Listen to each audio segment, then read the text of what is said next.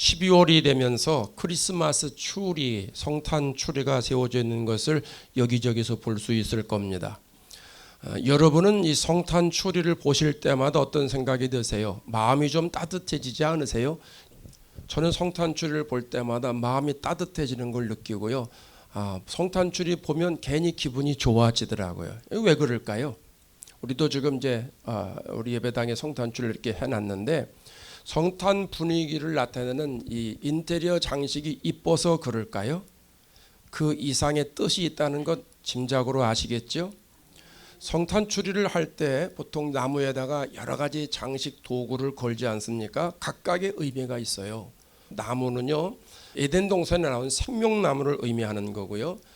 추리에 그 구슬을 달잖아요. 빨간 구슬 달고 하얀 구슬 달고 그러는데 아담과 하와가 먹은 선악과 열매를 말하는 겁니다. 또 종도 달지요. 땡땡땡 종도 답니다. 예수님 탄생의 기쁜 소식을 전하는 종이고요. 지팡이도 있지요. 이 지팡이는 예수님이 선한 목자다라고 하는 의미가 있습니다. 별도 답니다. 추리 제일 끄트머리에다가 우리가 별을 다는데 베들레헴에 탄생하셨던 큰 별이신 예수님을 상징하는 겁니다. 성탄 추리에서 빼놓을 수 없는 게 있습니다. 그것은 전구입니다. 전구가 굉장히 중요합니다. 전구 없는 추리는 옛날 말로 안고 없는 찐빵입니다. 이 전구가 무엇을 의미하느냐 하면 예전에는 초를 장식을 했는데 이제 산업이 발달하면서 요즘 전구를 다 달아서 이렇게 반짝 비추지 않습니까? 이것은 빛으로 오신 예수 그리스도를 상징하는 겁니다. 오늘 본문에 예수님이 이렇게 말씀하세요. 나는 세상의 빛이니. 나는 세상의 빛이니. 예수님이 세상의 빛으로 이 땅에 오셨다는 말씀입니다. 이 표현을 가리켜서 예수님의 자기 선언 이렇게 말합니다. 요한복음에 이런 표현이 많아요. 그러니까 예수님이 예수님을 말씀을 하는 거예요. 그래서 나는 생명의 떡이다. 나는 양의 문이다. 나는 선한 목자다. 나는 부활이요 생명이다. 나는 길이요 진리요 생명이다. 나는 참 포도나무다. 또 오늘 본문의 말씀에 있는 것처럼 나는 세상의 빛이다. 이렇게 말씀합니다. 이건 예수님만이 하실 수 있는 선언이다라고 하는 것이죠. 여러분, 예수님이 왜 빛이 되실까요? 예수님이 왜 빛으로 세상에 오셨을까요? 요한복음 1장 9절에 가면 이렇게 설명을 합니다. 다 같이 읽습니다. 참빛 곧 세상에 와서 각 사람에게 비추는 빛이 있었으니. 참빛이 누구죠? 예수님이죠. 참빛인 예수님이 세상에 왔다라고 말을 합니다. 그러면 누군가는 보내서 오지 않았겠습니까? 그럼 예수님을 누가 보내셨지요? 하나님이 보내셨지요.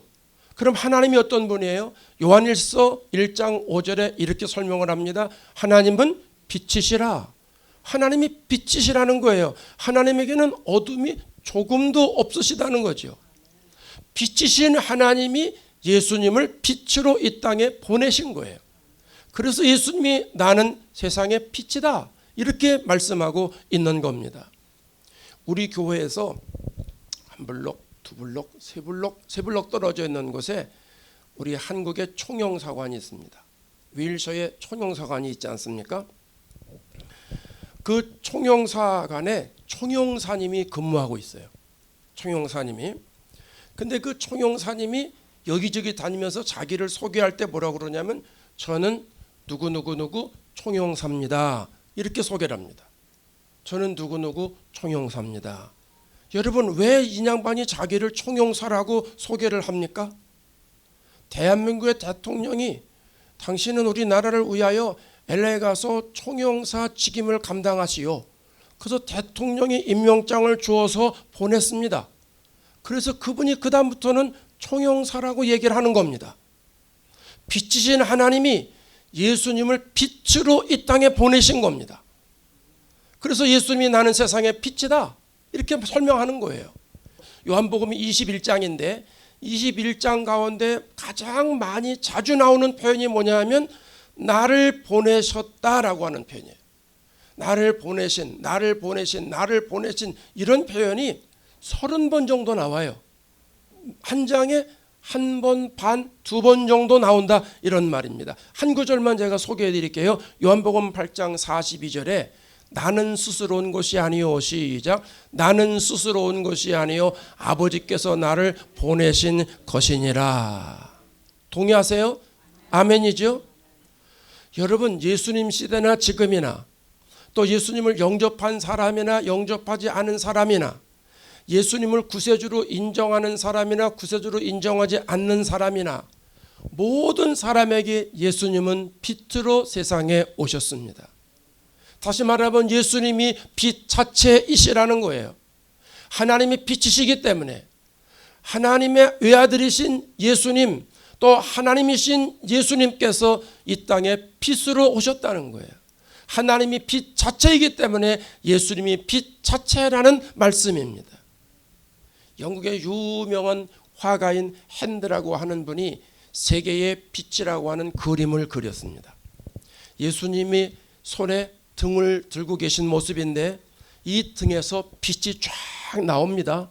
그래서 그 빛이 어두운 길을 쫙 비춰주고 그 빛에서 예수님 얼굴까지도 환하게 비추는 그런 빛입니다. 윌리엄 헌트가 그린 세상의 빛과는 조금 다른 그런 그림입니다. 이 그림을 어느 미술 평론가가 보고선 호되게 비판합니다. 뭐라고 비판을 하냐면 어떻게 예수님의 손에 든 등에서 빛이 나오냐 하는 거예요. 그 그림 의미가 잘못됐다는 거예요. 예수님 자신이 빛인데 어떻게 예수님이 들고 있는 등에서 빛이 나오냐? 예수님에게서 빛이 나와야지. 등에서 빛이 나오게 되면 그 의미가 잘못됐다는 거예요. 물론 일리가 있는 말씀이에요. 저도 옳다고 생각합니다. 여러분, 예수님은 빛 자체이세요. 그래서 나는 세상의 빛이다 하시는 거예요. 근데 오늘 본문에 그 예수님이 우리를 초청하세요. 12절을 다시 한번 볼까요? 처음부터 다시 읽어볼까요? 예수께서 또 말씀하여 이르시되, 시작. 예수께서 또 말씀하여 이르시되 나는 세상의 빛이니 나를 따르는 자는 어둠에 다니지 아니하고 생명의 빛을 얻으리라. 아멘. 나는 세상의 빛이니 나를 따르는 자는 어둠에 다니지 않는다는 거예요. 다시 말하면 나는 세상의 빛이니까 나를 따라오라는 거예요. 그러면 어둠에 다니지 않는다는 거예요. 나를 따라오면 생명의 빛을 얻게 된다. 예수님이 이렇게 말씀하세요. 나를 따르는 자는, 어서 많이 들었죠? 예수님이 제자들을 부르실 때 사용하셨던 표현이잖아요. 나를 따라오너라. 내가 사람을 낚는 어부가 되게 하리라. 예수님 당시에는요, 예수님을 따라가기만 하면 됐어요. 그래서 베드로나 야고보나 안드레가, 요한이 배와 고기와 또 그물을 버려두고 예수님을 따라갔습니다. 그래서 예수님을 따라다니면서 예수님이 하시는 것을 보고 예수님이 주시는 것을 마음껏 누렸다는 얘기입니다. 그러면 오늘날에는 예수님을 따라간다는 게 어떤 의미겠느냐 하는 거예요. 오늘날에 예수님을 따라간다는 것은 말씀을 수용하는 것을 말합니다. 말씀을 따라가는 것을 말합니다. 예수님은 말씀으로 오신 분이잖아요. 요한복음 1장에 말씀이 육신이 되어 이 땅에 오셨다라고 설명을 합니다. 하나님은 말씀이세요. 그 말씀으로 세상을 만드셨어요. 그 말씀이신 분이 이 땅에 예수님으로 오셨다라고 하는 것이죠. 그래서 그 말씀이신 분이 오셔서 하나님의 말씀을 계속 전하셨습니다. 그리고 십자가에 달려 돌아가시고 부활하신 후에는 성령으로 다시 임재하시면서 성령이 우리 안에 오셔서 예수님이 하신 말씀을 생각나게 하실 것이다. 이렇게까지 말씀을 합니다. 그래서 오늘날 우리가 예수님의 말씀을 따라가는 것이 예수님을 따르는 것이라 하는 겁니다. 우리가 교회 왜 옵니까? 예수님 말씀을 듣기 위해서, 예수님 말씀을 따르기 위해서입니다. 교회에 그냥 오는 자체가 예수님을 따라가는 건 아니에요. 교회 와서 하나님의 말씀을 듣고 말씀을 수용하고 말씀에 이끌려 살아가는 사람이 예수님을 따라가는 사람이다라고 하는 것이죠. 예수님은 환상 중에 빛으로 오시는 분이 아니에요. 꿈 속에서 빛으로 오시는 분이 아니에요. 그림 속에서 빛으로 오시는 분이 아니에요. 말씀을 통해서 빛으로 우리 안에 오십니다. 그래서 그 빛을 우리에게 주시기 위해서 나를 따르는 자는 어둠에 다니지 않는다. 이렇게 말씀하고 있는 겁니다. 여러분, 예수님을 따르지 않으면 우리가 어두움에 거할 수밖에 없습니다. 보세요. 아담과 하와가 하나님의 말씀을 따르지 않잖아요. 동산에 있는 모든 나무 열매는 마음대로 먹어도 되지만 중앙에 있는 선악과는 먹지 말아라. 그게 하나님 말씀이에요. 근데 아담과 하와가 하나님 말씀을 안 따라요. 하나님 말씀 거부하고 마귀가 주는 말을 따라갑니다. 보암직하고 먹음직하고 탐스럽게 보이죠. 마귀가 그렇게 생각을 심어 넣어주니까 하나님 말씀을 배척하고 마귀의 말을 따라갑니다. 빛 대신 하나님의 말씀을 따라가지 않으니 하나님과 단절되는 것이죠. 그럼 빛을 떠났으니 어둠에서 살 수밖에 없지 않습니까? 그러다 보니까 인간은 계속 어두움에 살아가게 되는 거예요. 영적인 무지 속에서 살아가게 됩니다. 사탄의 말을 계속 따라가게 됩니다. 그 사탄이 우리를 어둠 속에 거하기 위해서 우리의 생각부터 지배하잖아요. 그 생각이 달라요. 로마서 8장 6절에 가면 육신에 속한 사람, 마귀의 생각을 따라가는 사람은 어떻게 됩니까? 육신의 생각은 사망이요. 생각 자체에 빛이 없으니까, 빛된 생각을 하지 않으니까 죽을 생각만 하고 살아가는 거예요. 그래서 이런 사람들이 진리와 비진리를 구별하지 못합니다. 선과 악을 구분하지 못합니다. 넓은 길과 좁은 길을 혼동합니다. 가치 판단의 기준이 세상입니다. 어떤 것을 결정할 때 자기의 유익과 이익을 위해서 살아간다는 겁니다. 육신을 풍성하게 하는 일에 집중하면서 살아간다는 겁니다. 그런 것을 우리가 뭐라고 얘기합니까? 거짓의 영에 사로잡혀 간다. 이렇게 말하잖아요. 멀쩡한 것 같아도요, 황금 만능주의에 사로잡혀 살아갑니다. 성적으로 문란하게 살아가고 세상 문화를 앞세워서 그 문화에 사로잡혀 살아갑니다. 어떤 사람은 카지노에 사로잡혀 갑니다. 어둠의 세력이 그를 장악하고 있기 때문에 그 사람이 어둠의 세력을 계속 따라다닌다라고 하는 겁니다. 남 얘기할 거 없습니다. 옛날에 우리나라에 어둠의 세력이 그냥 충만했잖아요. 미신들이 얼마나 많았습니까? 근데 가만히 보면 옛날만 많은 게 아니라 요즘도 있어요. 한국만 있는 게 아니고요. 우리가 살고 있는 이 미국 땅 LA도 있어요. 여기 저 웨스턴에 가면 점집 있는 거 아시죠? 아세요? 모르시는 게 더 좋지 뭐. 근데 나도 알기 위해서 아는 게 아니라 그 전에 그 도를 타고 계속 교회를 다녔기 때문에 가다 보면 저절로 보입니다. 어머, 이 점집이 다 있네. 거기에 타로, 사주, 힐링 상담 이런 거 있어요. 타로가 뭐예요? 운세 보는 거, 점 보는 거. 그래서 그 현수막에 그렇게 써 있습니다. 마음이 답답할 땐 시원한 고민 해결. 마음이 답답할 땐 교회 나와 기도 해결. 이렇게 돼야 되는데 거기 가지 마세요. 또 궁금해서 찾아가고 그러지 마세요. 미국인데요, 한글로 써 있어요. 한글로. 점 보러 오는 사람이 있으니까 써놓는 거 아니겠습니까? 에? 그 예전에 보면 그래서 이사를 해도 그런 데 가서 점을 봐요. 언제 이사 가면 좋냐 이거예요.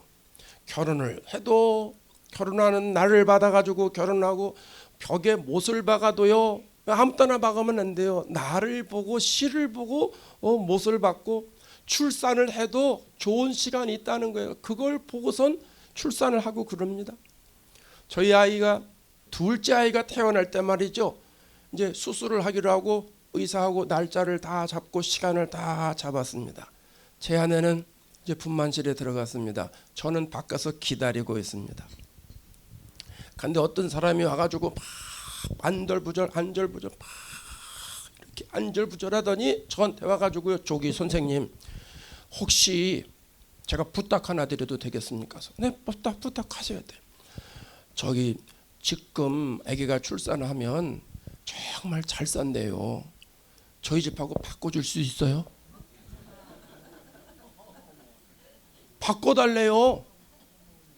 그래서 제가 뭐라고 대답할게요? 그러시라고. 아니 안 될 게 뭐가 있어요. 그러시라고. 그래서 그 집애가 먼저 출산하고 우리가 나중에 출산했어요. 그 별거 다 있죠. 예, 별거 다 있어요. 우리 집은 좋지 않은 시간에 출산을 하고 그 집은 좋은 시간에 출산을 했어요. 이럴 줄 알았으면 그때 전화번호라도 좀 받아두는 건데, 그래서 가끔씩 전화해가지고 어떻게 잘 사는가. 예? 그러면 우리 아이는 지금 좋지 않은 시간에 옛날에 출산했으니까 지금은 운명이 좋지 않게 가야 되는데, 여러분 얼마나 요즘 씩씩하게 은혜롭게 잘 다니는지 모릅니다. 내가 보기엔 뭐 예수 잘 믿으면 뭐 되는 거지 뭐. 예수 잘 믿고 직장 생활하고 부모 말 잘 들으면 그럼 잘 사는 거지 뭐. 그렇지 않습니까? 예. 시골 동네에 가보면요, 무슨 뭐 부뚜막 귀신, 아궁이 귀신, 무슨 뭐 돌 귀신, 뭐 비나이다. 이게 아프리카 얘기가 아니에요. 불과 40-50년 전에 우리나라 얘기예요. 우리나라 얘기. 그런데 그렇게 어두운 나라에 어두운 사람에게 복음이 들어갔어요. 예수 그리스도의 빛이 들어갔단 말입니다. 어둠 속에 살고 있는 사람들에게 생명의 빛이 들어가게 되니까 예수님의 빛을 그들에게 확 비추니까 귀신들이 떠나가잖아요. 어둠이 물러가지 않습니까? 제사로부터 자유하게 되고 말이죠. 귀신으로부터 완전히 해방받게 되고 어두운 생활이 다 청산이 되고, 그러다 보니까 내 영혼에 생명의 빛이 들어오니까 내 영혼이 살잖아요. 그래서 우리나라가 이만큼 성장한 거예요. 내 영혼에 햇빛 비치니 주 영광 찬란해. 이 세상 어떤 빛보다 이 빛도 빛나네. 맞아요. 이 세상에 어떤 빛보다 빛나는 빛이 예수님의 빛입니다. 그 예수님의 빛이 내 영혼의 빛이니까 그 말씀을 따라서 내가 살아가니까 예수님의 빛으로 인해서 내 영혼이 살게 된 것 아니겠어요? 에베소서 5장에 가면 우리의 과거의 영적인 상태, 지금의 영적인 상태를 아주 명확하게 설명해 줍니다. 다 같이 읽어볼까요? 에베소서 5장 8절, 너희가 전에는 어둠이더니 이제는 주 안에서 빛이라. 우리가 예수 믿기 전에는 어둠에 살았어요. 예수님의 빛이 없으니까. 근데 예수님이 믿고 나서는 주 안에서 빛이 나는 거예요. 빛이신 주님의 빛이 우리 안에 들어왔기 때문입니다. 혹 여러분 중에 이런 고민을 하시는 분이 있을지 모르겠습니다. 나는 예수를 믿는다고 믿는데 왜 자꾸 이렇게 어두운 삶을 사는 것 같을까? 어떨 때는 빛의 삶을 사는 것 같기도 하고 어떨 때는 어둠의 삶을 사는 것 같기도 하고 온탕과 냉탕을 왔다 갔다 하는 것 같은 삶을 사는 건 아닌가, 이런 생각을 하시는 분이 있을 수도 있다는 겁니다. 뭐가 문제입니까? 어디가 문제입니까? 왜 내 영혼에 그런 봄날이 찾아오지 않는 겁니까? 이유는 하나입니다. 내 속에 생명의 빛 대신 예수님의 빛이 없었습니다. 예수님의 말씀을 따르지 않기 때문입니다. 빛이신 예수님의 말씀이 내 안에 들어와 있으면 내 안에는 어두운 상태를 환히 비춰주기 때문에 내 안에 있는 영적 어둠이 물러가는 것이거든요. 마귀 역사가 물러가는 것이거든요. 근데 예수님의 말씀을 내가 귀로만 듣고 따르질 않아요. 한쪽 귀로 듣고 한쪽으로 흘러요. 왜 귀가 둘 있는 줄 알아? 들은 거 흘러가라고 있는 거야. 이런 믿음을 가지고 있으니 하나님의 말씀을 듣기는 듣되 그 말씀을 내 마음속에서 붙잡지 않고 흘려보내고 있으니 내가 어둠의 삶을 사는 것 같은 생각이 들 때가 있다라고 하는 겁니다. 여러분, 예수님을 정말 따르고자 하는 사람들은, 빛 대신 주님의 뜻을 따라가고자 하는 사람들은 말씀 위에 있어야 됩니다. 말씀을 따라가야 됩니다. 말씀을 들어야 됩니다. 말씀에 의지하여 그물을 내려야 됩니다. 그러면 빛 대신 주님이 나에게 생명의 빛을 비춰주시는 줄로 믿습니다. 종교개혁이 한참 일어나던 16세기에 종교개혁자들이 스위스 제네바를 거룩한 도시로 만들어 보려고 무지 애를 썼는데 잘 안 되는 거예요. 그래서 이분들이 기도하고 고민하다가 빛 대신 예수님을 통해서 생명의 빛을 이 제네바에 비춰보자, 이런 생각을 한 거예요. 그래서 어떻게 할까 논의를 하다가 칼뱅과 몇몇 동역자들이 이 도시에 빛이 들어오게 하려면 하나님의 말씀을 부지런히 가르쳐야 된다. 하나님 말씀을 부지런히 가르쳐서 여기에 살고 있는 사람들이 하나님의 말씀을 계속 듣게 만들자. 그러면 이 도시가 거룩한 도시가 되겠다. 그래서 1541년에 제네바시의 규정을 바꿨습니다. 시의회에서 규정을 바꿨는데 어떤 규정까지 생겨났냐면 들어보세요. 설교자는 일주일에 6번 설교를 해야 되고, 사람들은 교회에서 적어도 6번의 설교를 꼭 들어야 한다. 이게 시의 규례입니다. 말씀을 듣고 배우면 영적인 눈이 열려서 빛을 얻게 된다라고 믿었기 때문이에요. 그래서 법을 바꿔가면서까지 그 규례를 만드는 거예요. 그렇게 지나갔는데 결국 어떻게 됐을까요? 이 제네바가 거룩한 도시가 되었습니다. 세계적으로 유명한 신학교도 있고 말이죠. 여러분, 내가 어둠의 세력에서 벗어나는 길은 오직 하나입니다. 빛 대신 예수님을 따라가는 길입니다. 빛으로 오신 예수님의 말씀을 따라가는 거예요. 그러면 어둠에 다니지 않아요. 생명의 빛을 얻게 된다는 거예요. 빛 대신 예수님의 말씀을 내가 배우고, 빛 대신 예수님의 말씀 안에서 살아가고, 빛 대신 예수님의 말씀 따라 살아가면 내 안에 예수님의 생명의 빛이 들어와 있기 때문에 어둠이 물러가는 거예요. 영적으로 자유함을 누리게 되는 거예요. 그리고 그 빛 대신 말씀이 내 삶을 환히 비춰주는 거예요. 시편 119편 105절에 이런 말씀이 있지요. 시편 119편 105절, 주의 말씀은 내 발의 등이요 내 길의 빛이라. 하나님의 말씀이 내 인생 살아가는데 빛이 되어주시는 거예요. 내가 걸어갈 때 환한 빛이 되니까 전혀 문제가 없다는 것이죠. LAX에 가면요, LA 공항에 가면 런웨이가 있잖아요. 활주로가 있지 않습니까? 활주로 양쪽 옆에 불을 켜놨습니다.